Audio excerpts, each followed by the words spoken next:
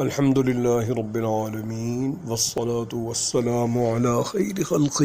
سیدنا و مولانا محمد وآلہ واصحابہ اجمعین، اما بعد۔ آپ حضرات کے سامنے حضرت اقدس والد گرامی حضرت مولانا سید حامد میاں صاحب رحمۃ اللہ علیہ کا مکتوب گرامی آیا جو 1975 میں لکھا گیا۔ اس کے بارے میں کئی دوستوں نے مجھ سے دریافت کیا کہ یہ خط کس کے نام لکھا گیا۔ تو یہ خط جب لکھا گیا تو یہ میرے ذمہ کیا تھا، کوئی شخص عمرے پر یا حج پہ جا رہے تھے ان کو پہنچانا، تو میں انہیں پہنچانے گیا تھا، اور جہاں تک مجھے اب یاد ہے یا خیال کے درجے میں یاد ہے وہ یہ ہے کہ وہ صاحب جا چکے تھے، جیسے تاریخ کے مغالطے میں ایک دن پہلے جا چکے ہوں یا چند گھنٹے پہلے جا چکے ہوں یا ایئرپورٹ سے میں اندر جا چکے ہوں، تو ان تک یہ پہنچا نہیں تھا۔ لیکن اس کے بعد پھر یہ خط میں نے ہی اپنے پاس محفوظ کر لیا تھا اور یہ میرے پاس ہی رہا۔ تو اب میرے پاس نہیں ہے، لیکن اس کی فوٹو کاپی تھی اور وہ نیٹ پر دے دی گئی۔ وہ اس طرح سے اس کی ترتیب ہے کہ یہ جن کے نام لکھا گیا تھا وہ حج پہ یا عمرے پر جا رہے تھے، ان کے نام یہ لکھا، اور یہ پھر ایک تاریخی خط بن گیا، کیونکہ جو کچھ لکھا گیا حالات تقریباً اس کے مطابق ہیں۔ اور ایک بات ضمناً مجھے یاد آئی کہ ایک دن ایک شخص آئے ہوئے تھے، مولانا نور محمد برمی، یہ برما کے ہیں لیکن بنگلہ دیش اور برما کی سرحد پہ آباد ہیں۔ تو ان سے گفتگو ہوئی کہ آپ کا پیر خانہ کون ہے، تو انہوں نے بتایا کہ ہم حضرت شاہ رفیع الدین صاحب رحمۃ اللہ علیہ جو دارالعلوم دیوبند کے محتمم رہے اور امی بزرگ تھے، یعنی ظاہری تعلیم نہیں تھی، دستخط بھی نہیں فرما سکتے تھے، ان کے دستخط کی جگہ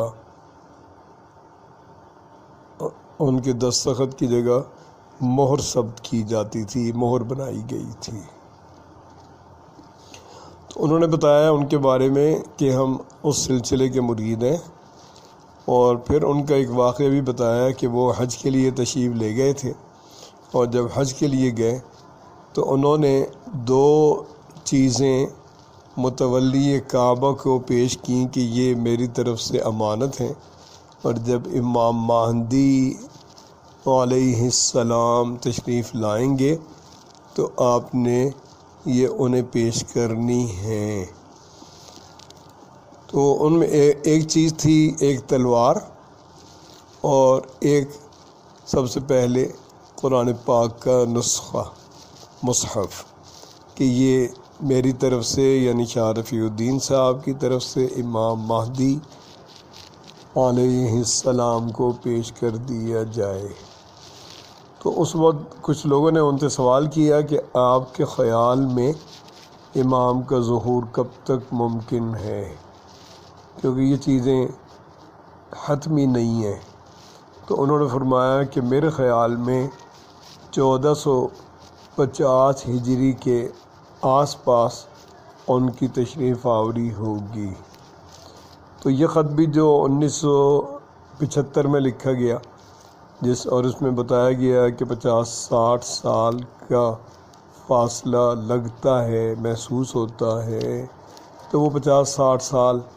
اور حضرت شاہ رفیع الدین صاحب کے 1450 ہجری، یہ تقریباً قریب ہیں، اور لگتا ہے کہ امام کی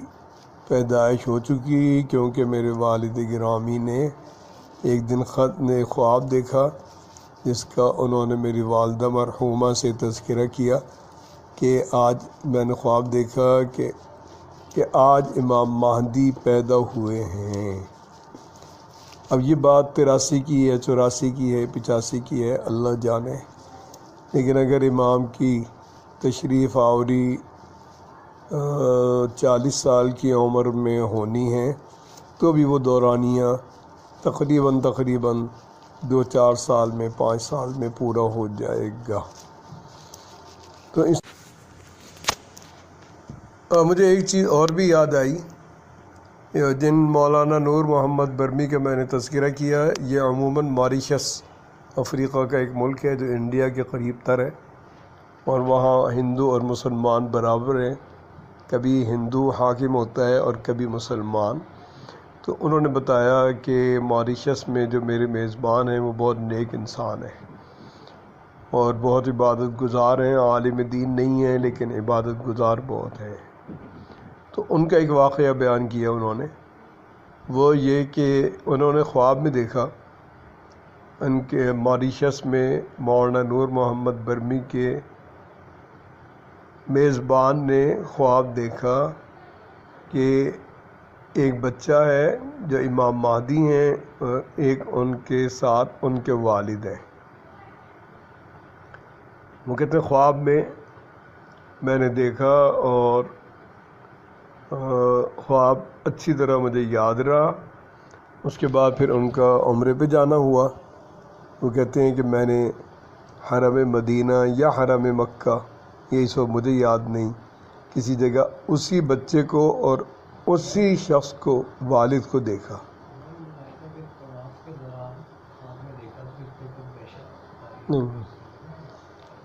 تو انہوں نے وہاں حرم شریف میں اسی بچے کو دیکھا اور ان کے والد کو دیکھا، اور دونوں کو جو خواب میں دیکھا تھا بعینی ہی ویسے ہی دیکھا۔ یہ دونوں ہی جگہ بیٹھے تھے۔ یہ مولانا نور محمد کے میزبان یہ بتاتے ہیں کہ میں نے چاہا کہ میں ان سے مصافحہ کروں،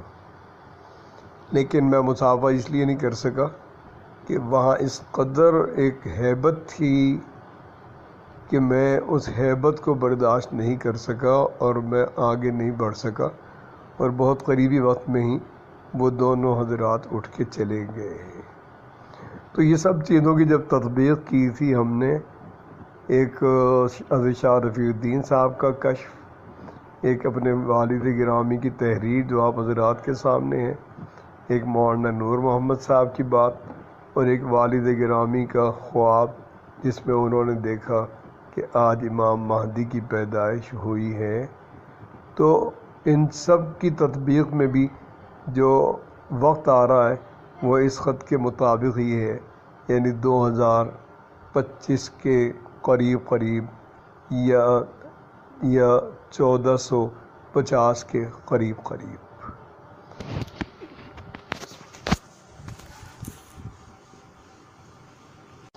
تو اس طرح سے حالات اسی طرح کے بن رہے ہیں، اور ان حالات میں جو سب سے ضروری چیز ہے وہ یہ ہے کہ ہر آدمی اپنی عبادت بڑھائے اور اپنی اصلاح پہ متوجہ ہو، نہ یہ کہ دوسرے کی طرف توجہ کرے کہ وہ کیا کر رہا ہے اور اس کا کیا حال ہے، یا میں اس کی اصلاح کروں۔ اس کی ضرورت نہیں ہے۔ اس وقت میں ہمیں ضرورت ہے کہ میں اپنی اصلاح کروں، اپنی عبادت بڑھاؤں، اپنے اللہ سے تعلق بڑھاؤں، محبت بڑھاؤں، اور اپنے اللہ کا کہنا مانوں۔ اور اللہ کا کہنا ماننا حضور اکرم صلی اللہ علیہ وسلم کا کہنا ماننا ہے، کیونکہ اللہ نے اپنا کہنا ماننے کا معیار یہی بتایا کہ تم میرے پیغمبر کی پیروی کرو، کیونکہ میرے پیغمبر میرے احکام پر چلنے کا میری طرف سے ایک معیار ہیں۔ اللہ تعالی ہم سب کو اچھی توفیق نصیب فرمائے۔ وصلی اللہ تعالی علی خیر خلقہ محمد وآلہ واصحابہ اجمعین برحمتہ۔